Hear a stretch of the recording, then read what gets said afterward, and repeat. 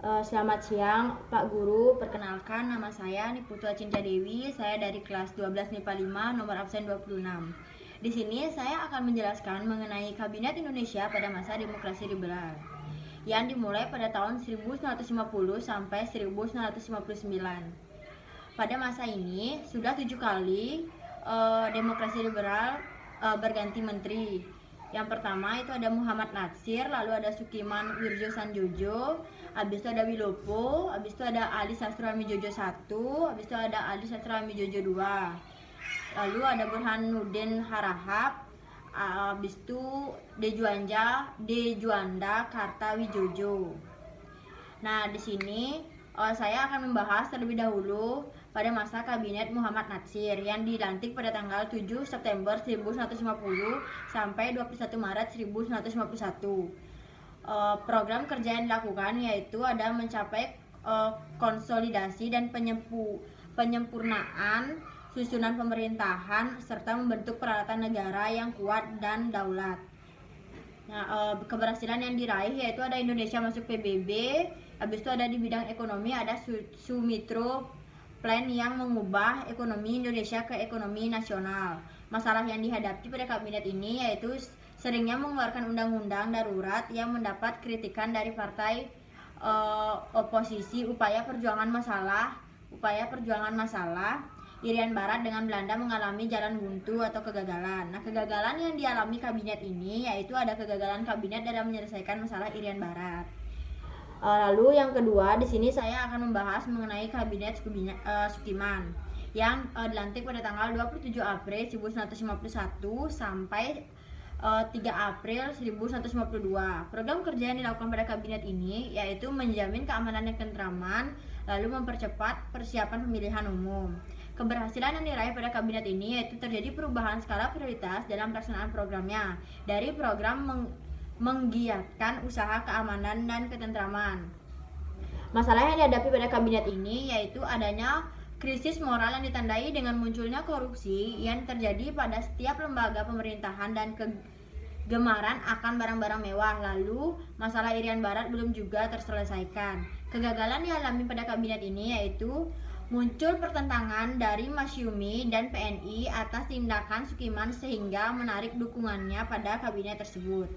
Lalu di sini saya akan membahas mengenai kabinet Wilopo yang dilantik pada tanggal 3 April 1952 sampai 3 Juni 1953. Program kerja yang dilakukan yaitu program kerja dalam negeri, menyelenggarakan pemilihan umum, konstituante, DPR dan DPRD, meningkatkan kemakmuran rakyat, meningkatkan pendidikan rakyat dan pemulihan keamanan. Lalu masalah yang dihadapi yaitu adanya kondisi krisis ekonomi yang disebabkan karena jatuhnya harga barang-barang ekspor Indonesia sementara kebutuhan impor terus meningkat. Lalu kegagalan yang dialami yaitu akibat peristiwa Tanjung Morawa muncullah mosi tidak percaya dari Serikat. Saya akan membahas mengenai kabinet Ali Sastroami Jojo 1 yaitu tanggal pelantikannya 31 Juli 1953 sampai 12 Agustus 1955. Nah, program kerja yang dilakukan yaitu meningkatkan keamanan dan kemakmuran serta segera menyelenggarakan pemilu, lalu penyelesaian pertikaian politik. Keberhasilan yang dilakukan oleh kabinet ini yaitu persiapan pemilihan umum untuk memilih anggota parlemen yang akan diselenggarakan pada 29 September 1955. Masalah yang dihadapi yaitu menghadapi masalah keamanan di daerah yang belum juga dapat diselesaikan seperti D1 atau T2 di Jawa Barat, Sulawesi Selatan, dan Aceh.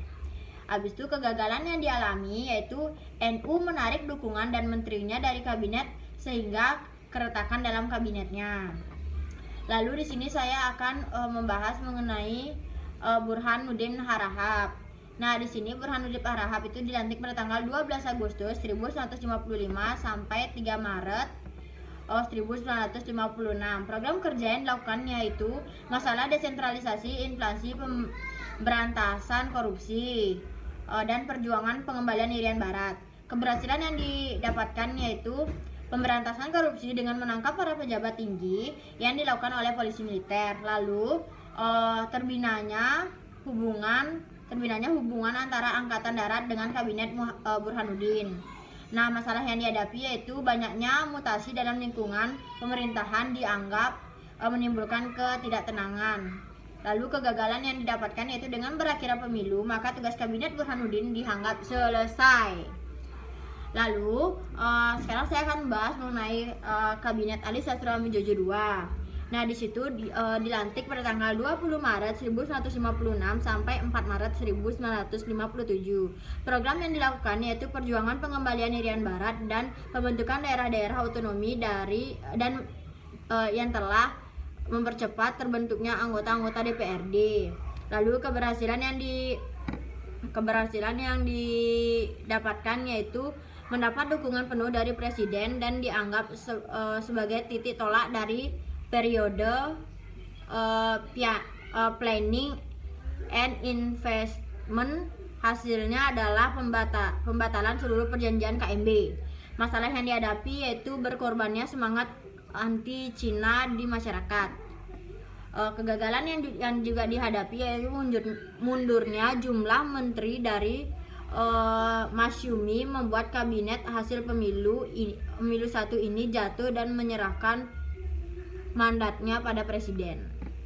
Lalu yang terakhir yaitu ada kabinet Dejuanda Kartawijojo.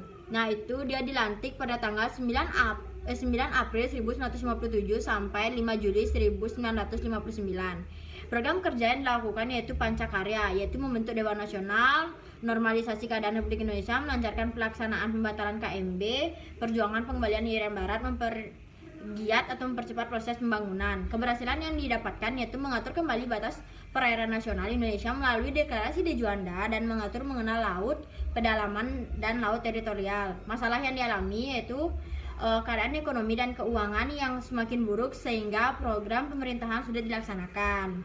Krisis demokrasi liberal mencapai puncaknya. Nah, kegagalan yang dialami oleh kabinet ini yaitu berakhir saat Presiden Soekarno mengeluarkan dekret Presiden 5 Juli 1959 dan mulailah babak baru sejarah RI yaitu demokrasi terpimpin. Nah, sekian presentasi yang